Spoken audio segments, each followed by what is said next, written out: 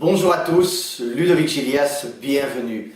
Je vais vous raconter aujourd'hui une petite histoire qui va peut-être vous paraître bizarre au début, mais qui a une morale. Et cette morale, c'est que les choses ne sont pas toujours ce dont elles ont l'air. Cette histoire, c'est l'histoire de deux anges voyageurs qui, au cours de leur périple, s'arrêtent un beau soir devant un beau château. Ils frappent à la porte et demandent asile. S'il vous plaît, est-ce qu'on peut rester cette nuit? On est fatigué, on n'a pas encore mangé. Le couple riche ouvre la porte, assez méfiant, les laisse entrer. Il leur dit oui, enfin vous savez, il n'y a plus rien à manger, donc désolé, manger, ça va pas se faire.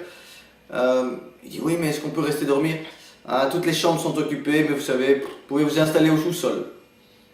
Et tandis que les deux anges voyageurs s'installent, se font un lit sur le sol dur et froid du sous-sol, le plus vieux des deux anges voyageurs se lève, voit un trou dans le mur et le répare.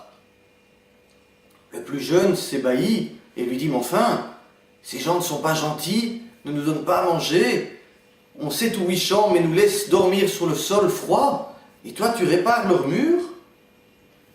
Tu sais, jeune ange, les choses ne sont pas toujours ce dont elles ont l'air. Ils s'endorment. Le lendemain, continuent leur périple. À la fin de la journée, ils s'arrêtent auprès d'une ferme, et là aussi demandent asile pour la soirée et pour la nuit. Le couple de fermiers, qui n'a presque rien, partage son repas avec eux et les installe dans leur propre lit, tandis qu'eux se rendent dans la grange. Les chouchoutes, mangez bien, dormez bien. Les anges vont dormir et lors du réveil, les deux anges trouvent le fermier et sa femme en pleurs. Leur seule vache, la seule vache qui leur permet de gagner un peu d'argent, est là dans le champ, couchée sur le sol, morte.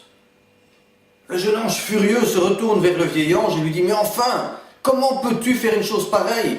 Nos premiers hôtes étaient mesquins, avares, méchants, ne nous ont rien donné à manger, nous ont laissé dormir sur un sol dur et tu as réparé leurs murs. Ces gens sont gentils, pleins de bonne volonté, nous ont donné leur unique repas, nous ont donné leur lit. Et tu as laissé cette vache mourir, leur seule source de revenus ?» Ce à quoi le vieil ange répond « Tu sais, les choses ne sont pas toujours ce dont elles ont l'air. » Je vais t'expliquer. Lorsque nous sommes arrivés dans les sous-sols du château, j'ai vu un trou dans le mur. Et en regardant par le trou, j'ai pu voir un tas d'or caché par cet homme.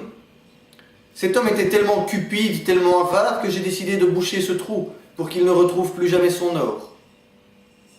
Quant à ici, quant à cette nuit, pendant que tu dormais, l'ange de la mort est venu cette nuit, avec pour seul et unique but de prendre la vie de la femme du fermier. Je lui ai offert la vie de la vache en échange de la femme. La femme continue à vivre et la vache est morte. Tu vois, jeune ange, les choses ne sont pas toujours ce dont elles ont l'air. Voilà, c'était mon histoire pour aujourd'hui. Ce que je veux vous faire réaliser par rapport à ça, c'est que dans votre vie, c'est juste la même chose. Les choses ne sont pas toujours ce dont elles ont l'air. Parfois, on fait des efforts, on attend certains résultats, on en reçoit d'autres et on est déçu.